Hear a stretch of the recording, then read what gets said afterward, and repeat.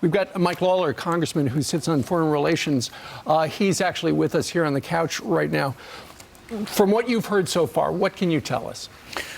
Well, obviously, more details are going to be released by the White House and the administration in short order, hopefully.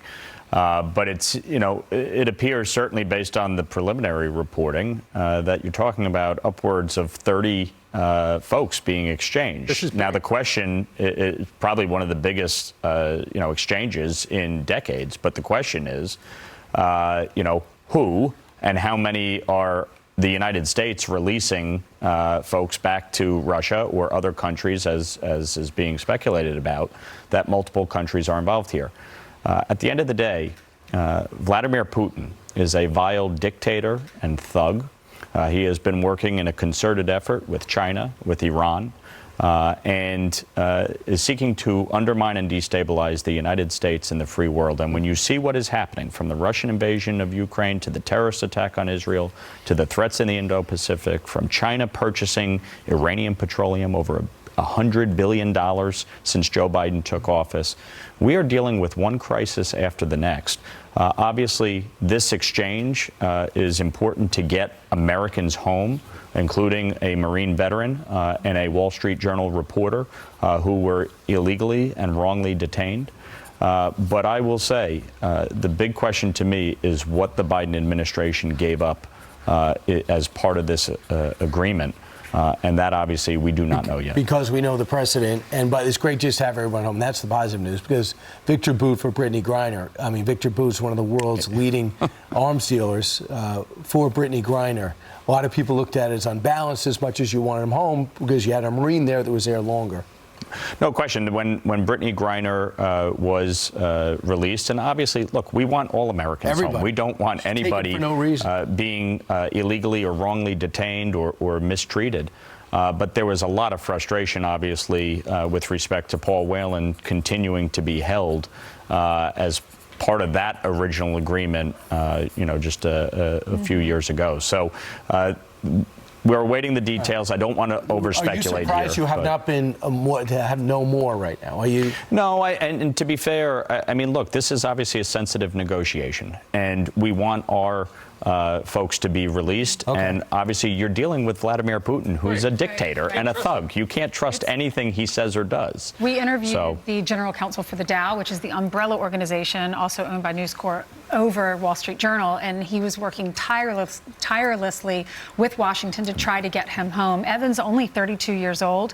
He came here, his parents came here from Russia. Soviet parents from Russia in 1979. He grew up in New Jersey, and then you have Paul Whelan, who is a U.S. Marine.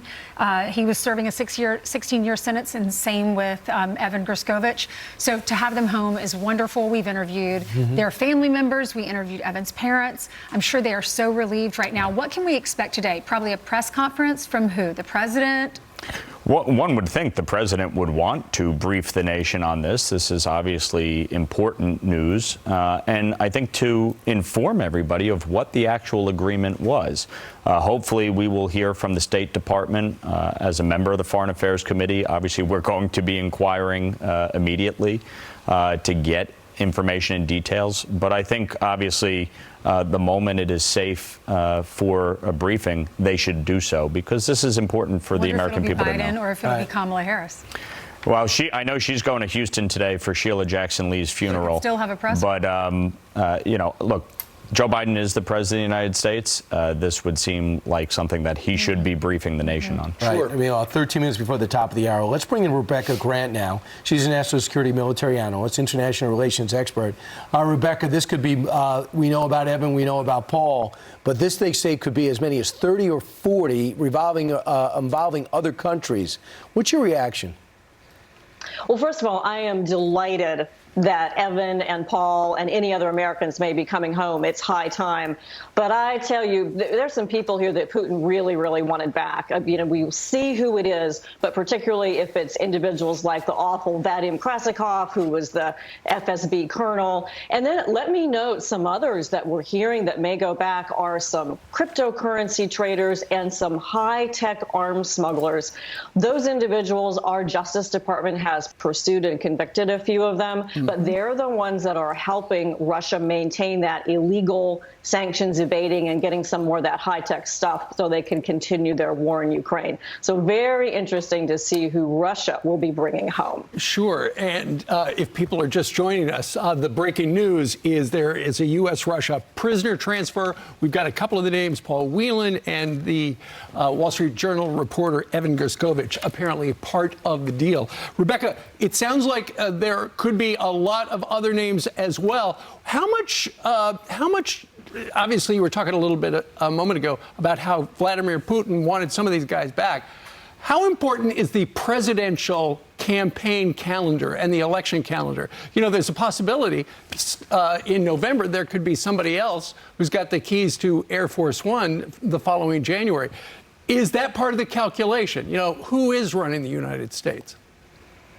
Well, it is hard to say, but I guarantee you this, the Russians will get their propaganda going and make the most of it. So if whatever their intentions are, if they can use this prisoner swap to continue their influence operations, they will do it. And of course, this comes at a time when Putin is also making big threats about what he'll do when the F-16s get to Ukraine, when U.S. Weapons can be used at longer range in Ukraine, all that, the nuclear threats, everything that goes on the whole time, you know, this is going to feed into that somewhat. So if he can twist this to use against us, he'll find a way to do it.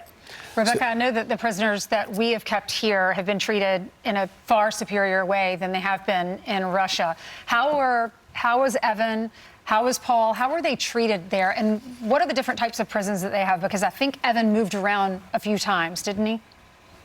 Yes, he did. And of course, his sentence was terrible, very nearly the maximum, and to just a horrible place. They were not treated well. You know, the bare minimum to sustain life, but they were not treated well. And of course, anybody, whether in the German system or in our system, that might be going back has gotten better treatment. So that's one reason we'll all be so glad to see them coming back. And don't forget, for Putin, this is a business. You know, He picked up Evan in particular just so he could continue this nasty business of swapping out the spies and crypto traders that he wants back. And keep in mind, Rebecca, one of the things that Evan did is write a story about the cratering of the Russian economy days before he was picked up. They don't want any journalism going on over there. It was the day before. And that has everything to do, and that's the message sent to other journalists. I'm sure they were that are still there. Rebecca, thank you. Meanwhile, let's go. If you would. Hey, let's go out to Mark Meredith. He's at the White House. Mark, we have confirmation now. We know that we have. It's been a while, almost 500 days, but the White House said a couple of weeks ago that Evan Gershkovich, they're not forgetting him, and now it looks like we're getting him back. Brian, you're right. The White House had made a pretty formal statement about this situation just a few weeks ago when Gershkovich was convicted because he was sentenced to 16 years in prison. They put out a statement that the president said that he had no other higher priority than getting both Evan as well as Paul Whelan and other Americans wrongfully detained back home. We know that they had been working through the United Nations. I remember it was the UN ambassador who had just made a pretty fiery speech about this same situation. So obviously the White House will come out to not only say here's what happened, but I would also imagine to show that they were able to get this accomplished. There are going to be a lot of people asking, well, was the cost appropriate? What in terms of we had to give the Russians? And since we simply don't have those details yet, nobody's really able to chime in on that part. But I want to bring up what you mentioned is that President Biden, in his own words, just 2-3 weeks ago, it said, Evan has endured his ordeal with remarkable strength. We will not cease in our efforts to bring him home. And then again, the indication that they are going to be able to do just that. You mentioned that we haven't really seen the president much this week. He was in Austin, Texas for that speech at the LBJ Library. He spoke to reporters just a little bit when he got back in late the other night. They kept his schedule pretty open today, maybe an indication that they knew this was likely to happen and that they would have a chance to allow the president to go out before the cameras and to share some news. You also mentioned the campaign trail, guys, which I thought was interesting because former President Trump has brought up the situation before multiple times and said that he would be able to get Evan Gershkovich back home if he was put back into the White House. I just checked Trump's social media accounts. Haven't seen any reaction to him yet. But no matter what, this is going to have a sweeping implication between U.S. and Russian relations going forward.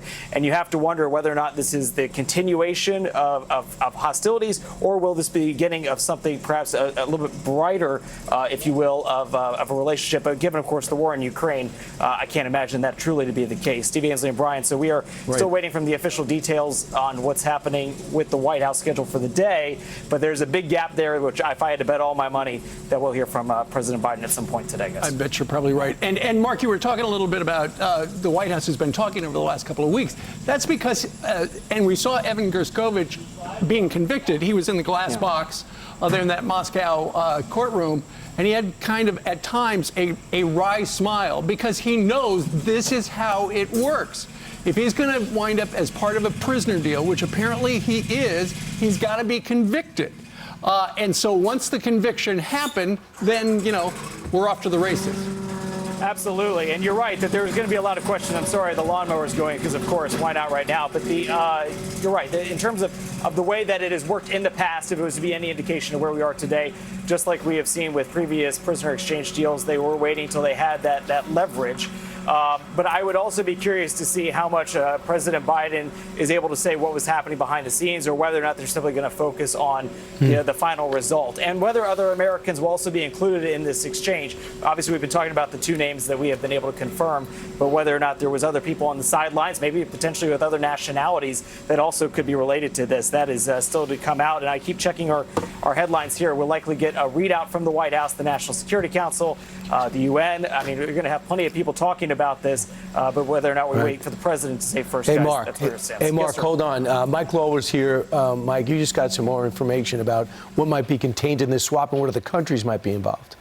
Potentially Germany, Slovenia, Russia, Belarus, and the United States engaged in a obviously large swap involving not just Paul and Evan, but potentially some critics of Putin, but potentially the U.S. releasing really dangerous criminals as part of this. Well, explain how that works. I mean, in our heads, the way we look at it, okay, they've got one of our people, we let one of their people go. If there are 5, 6, 7, 8 other countries, how do they all get around a table and saying, okay, I want this guy, no, I want that guy?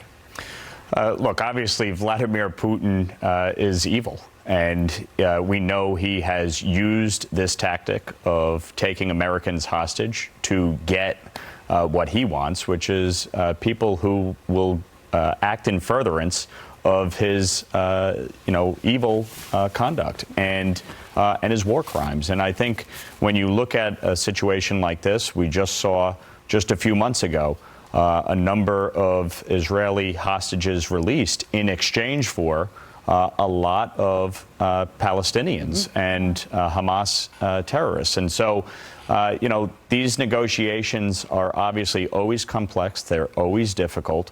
They prey on the fact, multiple countries, but they prey on the fact that we, as the West, are always going to fight to get our people home. We also all depend on the news to get information and information about other countries. And the Wall Street Journal had to remove all of their reporters. Other news outlets are doing the same. So it's very hard to report on a country or information from a country that we all frankly need when you're not in the country itself. And Evan had to live there. Evan loved living there. His parents were from there. He spoke the language. And apparently in prison, he's, reading books in Russian, and he understands that lifestyle and loved it. But now that's pulled away. The journalism is going to be pulled away from these countries like Russia already has been.